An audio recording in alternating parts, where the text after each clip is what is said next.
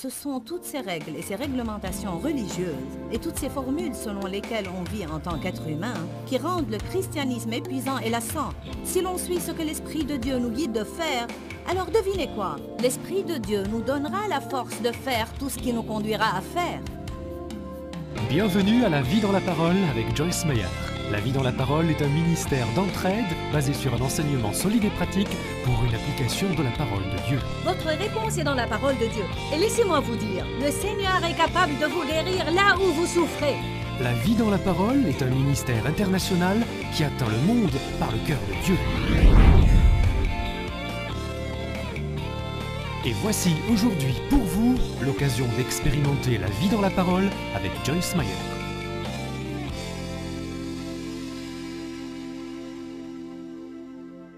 Dites tous avec moi. Qu'est-ce qui est le plus important pour moi? Quelle est ma première priorité? Colossiens 1, 17, 18 nous dit ce que ça devrait être. Je voudrais lire ces versets à chaque session, parce que c'est par la répétition que ces vérités sont intériorisées. Je veux que cette parole devienne importante pour vous. Éternel, nous te remercions pour la parole. Nous te louons pour ton Esprit Saint qui œuvre par la parole, pour convertir les cœurs, transformer les vies et changer le comportement. Ouvre tout cœur, Seigneur, et fais que nous recevions ce que tu nous donnes aujourd'hui. Au nom de Jésus. Amen. Colossiens 1, 17. Il est lui avant toute chose. Et ça le rend plus important que tout parce que ce qui vient en premier est plus important que ce qui vient en second. Colossiens 1, 17. Il est lui avant toute chose et toutes choses subsistent, sont maintenues et unies en lui. Alors, Jésus est tellement important que la Bible dit « tout est maintenu en lui ». En d'autres termes, si l'on retirait Jésus, tout se désintégrerait, se corromprait et serait détruit. Il maintient tout ensemble. Verset 18. Il est la tête du corps qui est l'Église. Il est le commencement, le premier-né d'entre les morts, afin que seul, en tout et à tout égard, il tienne le premier rang, soit premier et ait prééminence. Donc, ça veut dire lui seul en tout doit tenir la première place. Comment peut-on déterminer nos priorités? Tout d'abord, alors que je préparais cette série, je sais à quoi les gens s'attendent quand vous dites que vous allez faire une série sur les priorités.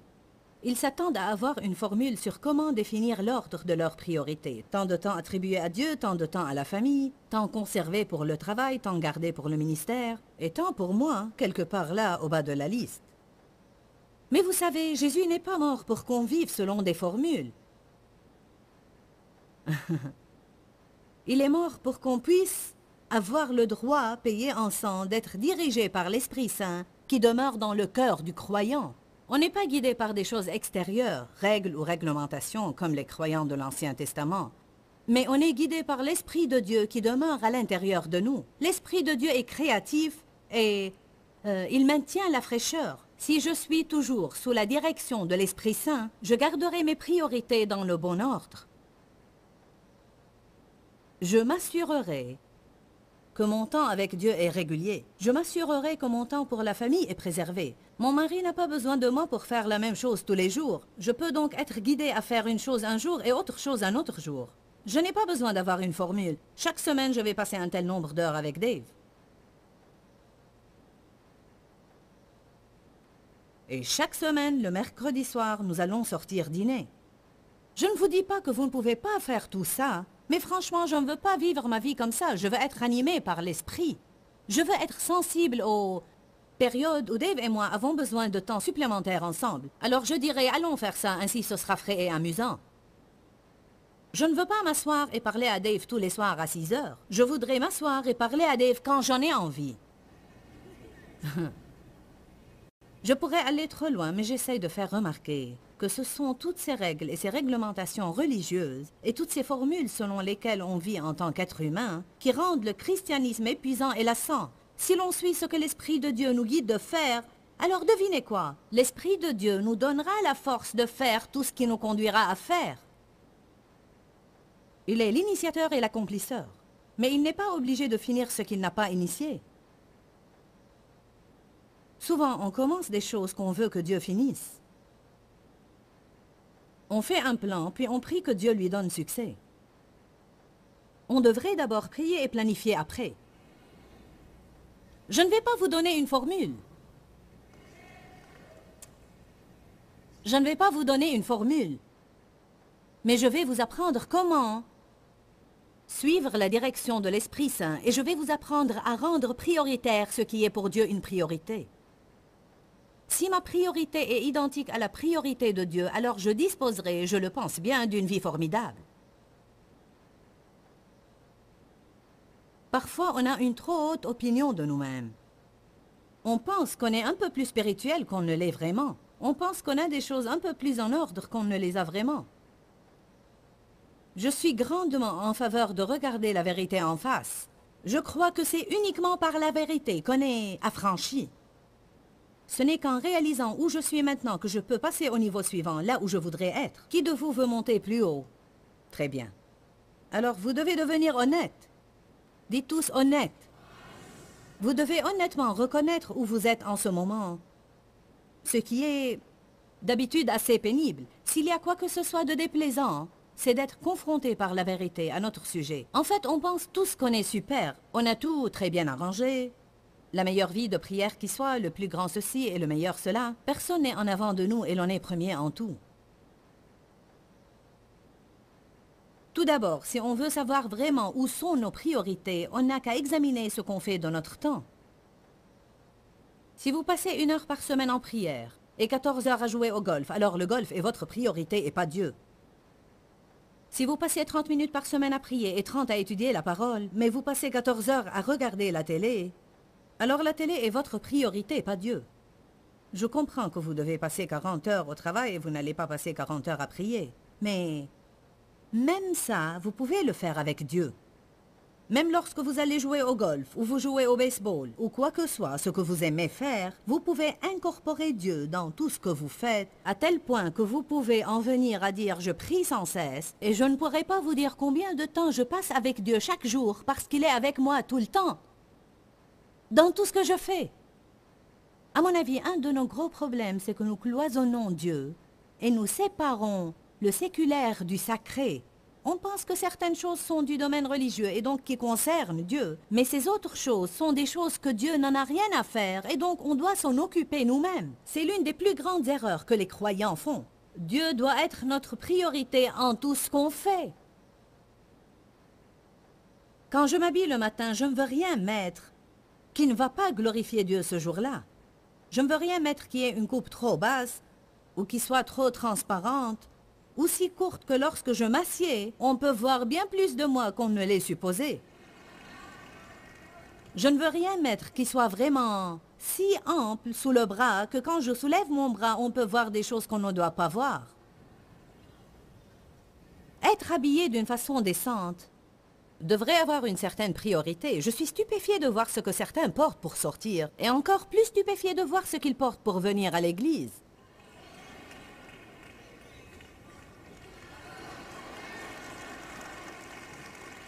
Bien, c'est un style. Hey!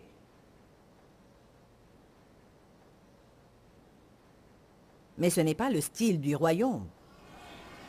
Le style du royaume ne signifie pas que vous devez porter quelque chose jusqu'ici et jusqu'à vos chevilles sans couleur et sans maquillage et sans bijoux. Je suis désolée si mes petits ornements et tout ce qui brille sur moi vous choque, mais si c'est le cas, vous allez être vraiment inconfortable au ciel.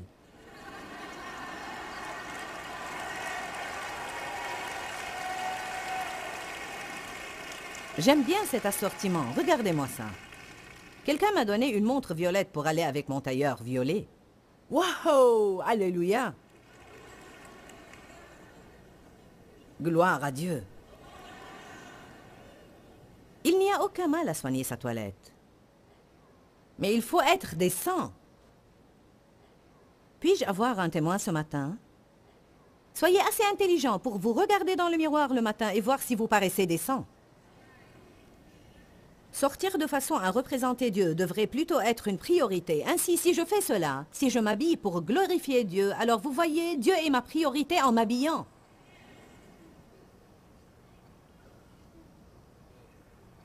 Dieu peut devenir votre priorité dans tout ce que vous faites. Je ne sais pas combien de temps je passe avec Dieu chaque jour. Je n'en ai aucune idée, car il est juste là. Il est, et je suis, et nous sommes. Et voilà. Bonjour. Je suis bien heureuse de ne pas compartimenter le tout comme se lever le matin, prier 30 minutes, puis courir toute la journée dans la chair, et Dieu n'a rien à y faire. Rentrer le soir, oh Dieu, oh Dieu. Je crois que presque tout croyant commence de cette façon. On commence par recevoir des formules et on les pratique pour quelque temps. Mais bientôt, ces formules ne nous satisfont plus et franchement, on en arrive même au point où Dieu ne nous stimule plus pour les employer. Il nous oblige en réalité à délier notre bateau du quai et à nous donner à l'océan, où l'Esprit de Dieu nous prend à son gré comme les vagues, de cette façon, et puis d'une autre façon. Puis le vent ne souffle plus pour quelque temps et on reste immobile. Puis on est de nouveau emporté. J'aime bien le frisson de ne jamais savoir ce que Dieu va faire. Certains n'aiment pas ça car ils veulent prendre tout en main. Vous voulez avoir un plan et exécuter ce plan. Oui, vous vous exaspérez quand quelque chose se passe qui interrompt votre plan. Wouhou! Autant marqué au travers de votre vie hyper tendue parce que Dieu quotidiennement est en train de faire des choses que vous ne pouvez pas contrôler. Merci Jésus. Alléluia. On doit examiner ce qu'on fait de notre temps et voilà nos priorités. La vérité est qu'on trouve du temps pour ce qu'on veut faire. Pouvez-vous avaler ça tout simplement ce matin? Vous faites ce que vous voulez faire. Vous faites votre programme. Si vous n'avez pas de temps pour Dieu, c'est de votre faute. Ce n'est pas la faute de Dieu. On a toujours le même nombre d'heures par semaine qu'Adam avait. Ce n'est pas la faute de Dieu que l'on soit si occupé. C'est notre faute qu'on suit le système de ce monde. On se conforme tout le temps au monde au lieu d'être transformé par la parole de Dieu et l'Esprit de Dieu. Beaucoup de ce que tu fais, tu n'as pas besoin de faire. Beaucoup de ce que je fais, je n'ai pas besoin de faire. Je suis toujours, chaque jour en train d'essayer de faire des changements dans ma vie car je suis trop occupé. Je ne veux pas être seulement occupé, je veux porter des fruits. Ainsi, êtes-vous occupé ou portez-vous des fruits? On arbore nos occupations comme une médaille. Maman, je suis désolée car je ne t'ai pas appelé depuis 6 mois, j'étais occupée. Seigneur, je suis désolée de ne pas avoir prié, j'étais occupée. Pasteur, je suis désolée de ne pas être venu à l'église, j'étais occupée. Vous apercevez vos amis dehors. Oui, j'ai voulu vous appeler, mais j'étais si occupée. Oui, j'ai dit que je t'appellerais pour déjeuner, mais j'ai été si occupée. Je suis occupée, je suis occupée, je suis occupée, occupée. Si tu m'aimes, ne sois pas trop occupée pour moi. J'ai voulu te remercier pour ces merveilleuses prévenances que tu as pour moi, mais j'ai été si occupée. Je suis sûre que tu comprendras. Non, je ne comprends pas. Je ne comprends pas pourquoi on ne remet pas les choses qui devraient être importantes pour nous en première place et on ne cesse pas de se donner à toutes ces choses qui ne valent vraiment rien. Bonjour. Mais je suis tellement occupée. C'est devenu pour moi un sujet préféré cette dernière année. Et ça m'aide à changer. Ainsi même, si vous n'en avez pas besoin, je vais me le prêcher à moi-même, car je dois changer dans ce domaine. Alors si on est tellement occupé et si stressé qu'on devient renfrogné et grincheux tout le temps avec ceux qui nous entourent, alors on justifie notre aigreur et notre carence du fruit de l'esprit par l'excuse. Je suis très occupé. Je sais que je ne devrais pas être tellement revêche et difficile à supporter, mais je suis tellement occupé.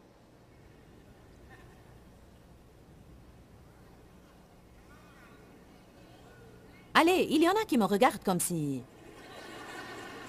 Savez-vous pourquoi? On aime beaucoup mettre le blâme sur quelque chose d'autre. On ne veut pas prendre la responsabilité pour nos vies.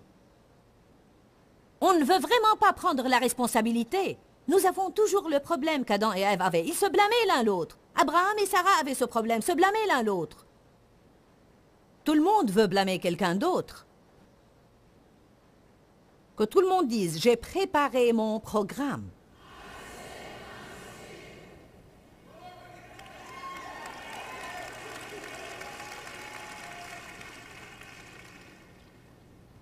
Qui sait ce que les cisailles de taille sont?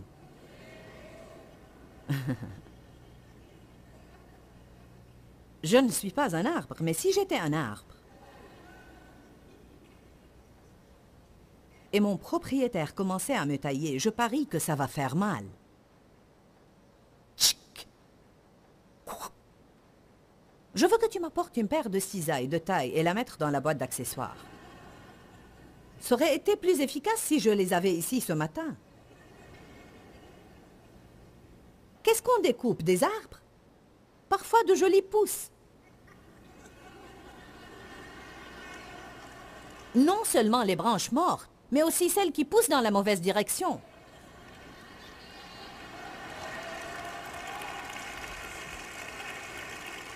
On pousse bien et droit, on est sur le chemin qui mène à la vie, et soudain...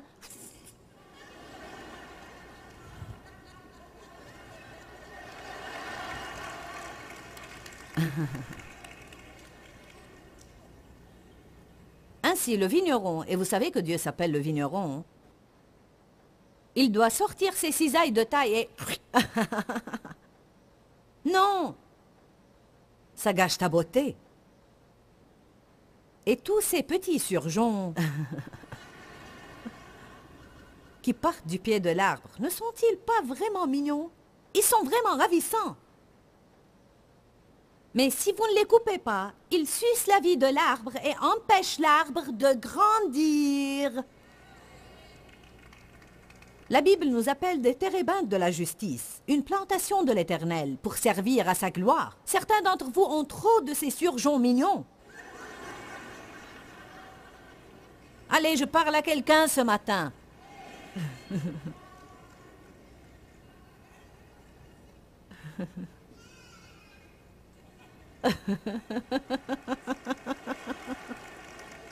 J'ai découvert quelque chose au sujet de cette histoire de taille. Car Jean chapitre 15 dit, « Si vous ne portez pas de fruits, il vous taille, parce que vous prenez de la place. Et si vous portez du fruit, il vous émonte pour que vous portiez un fruit encore plus excellent. » J'ai découvert qu'on est taillé, qu'on porte du fruit ou pas. Ce sont les réalités de la vie.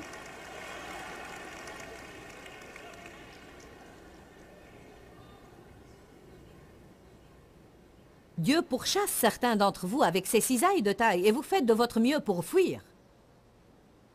Vous pierrez d'un coin à l'autre et Dieu...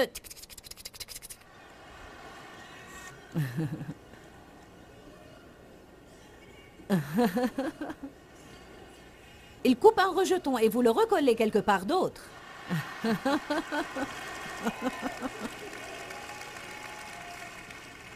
Une fois coupé de la vigne, le sarment est chose morte et sans vie. Ainsi, vous avez tous ces trucs morts suspendus de partout. Ah, délivrance.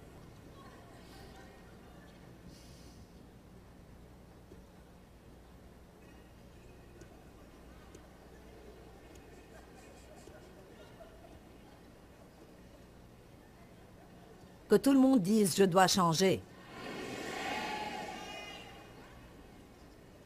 Savez-vous ce que je pense? Je pense que si l'on se débarrasse de toutes ces choses qui ne sont vraiment pas essentielles, on aura beaucoup de temps pour Dieu. Alléluia. Donc, regardez ce que vous faites. Examinez à quoi vous passez votre temps. Soyez honnête avec vous-même.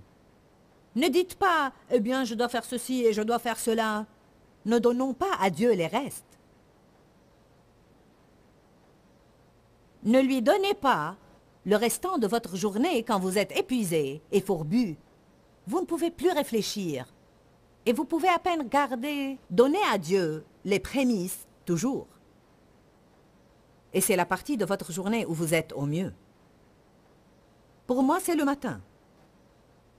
Non pas que je suis toute gaie le matin, mais en fait... Je suis au mieux avec Dieu le matin avant que je devienne préoccupée par toutes sortes de choses. J'en connais qui sont au mieux la nuit. Découvrez quelle est la meilleure partie de votre journée et commencez à en donner une partie à Dieu. Donnez-lui les prémices et non pas les restes. Il ne va pas prendre les restes et les multiplier. Il ne veut pas les résidus. De quoi parlons-nous le plus? Ce sont nos priorités.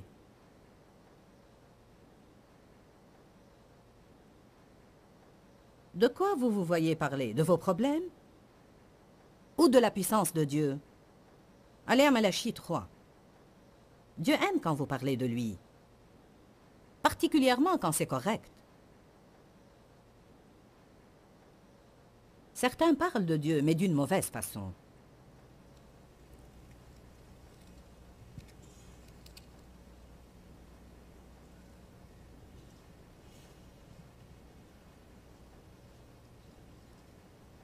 Malachie 3, verset 13. Tout d'abord,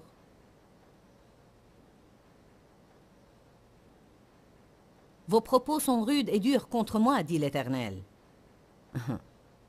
Je crois que le verset 13 est relié à la question des dîmes et des offrandes. Le verset 8 dit, « Un homme trompe-t-il Dieu? Car vous me trompez si vous retenez les dîmes et les offrandes. Vous êtes frappés par la malédiction. Apportez à la salle du trésor toutes les dîmes, les prémices de votre revenu. Mettez-moi de la sorte à l'épreuve. Et vous verrez si je n'ouvre pas pour vous les écluses du ciel, et si je ne répands pas sur vous une bénédiction si abondante que vous ne pourrez la contenir. Toutes les nations vous diront heureux. » Dans le verset 13, il leur dit pourquoi ça ne s'accomplissait pas pour certains d'entre eux. Il dit, « Vos propos sont rudes et durs contre moi. Parce que vous avez dit... » Verset 14. « Vous avez dit, c'est inutile de servir Dieu. Qu'avons-nous gagné à observer ses préceptes? Combien de personnes donnent et puis disent, ça ne marche pas? Combien de personnes donnent et prient et puis se plaignent? Allons donc.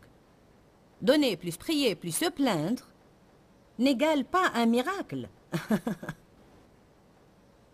La Bible dit dans Philippiens 4, 6, « Ne vous inquiétez de rien, mais en toute chose par des prières et des supplications. » Avec quoi? Des actions de grâce. Non pas des ronchons, non pas des plaintes et des confessions négatives. Ne vous inquiétez de rien, mais en toute chose. Combien de choses? Toute chose. Toute chose inclut votre chose et ma chose. Ne vous inquiétez de rien, mais en toute chose, faites connaître vos besoins à Dieu par des prières et des supplications, avec des actions de grâce. Et la paix de Dieu, qui surpasse toute intelligence, gardera vos cœurs et vos pensées. Ce n'est pas suffisant de prier pour la nation. On doit remercier Dieu qu'il est en train d'agir. Je crois qu'on doit remercier Dieu avant de voir les résultats. Je ne pense pas que ça serve à grand-chose de prier pour votre mariage si vous n'allez pas remercier Dieu qu'il travaille. Ça ne sert à rien de prier pour votre mariage et puis sortir déjeuner avec vos amis et ne parler que du fouillis dans lequel votre mariage est.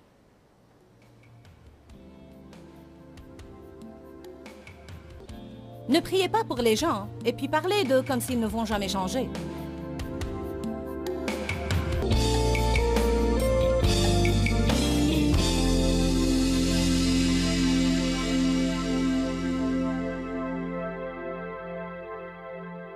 Vous savez, vous pourriez profiter de quelque chose que Dieu m'a dit personnellement.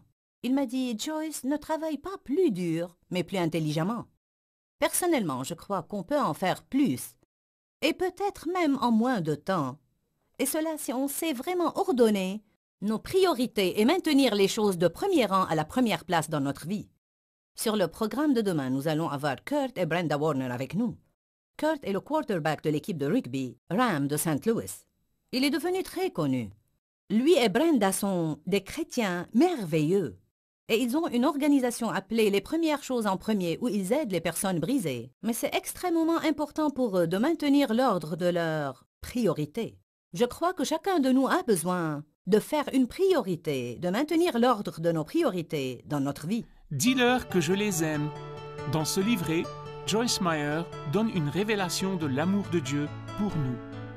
Pour obtenir ce livret gratuitement, écrivez-nous à Joyce Meyer, boîte postale 40095-6300 Larnaca, Chypre. Ou bien visitez notre site web www.joycemeyer.org.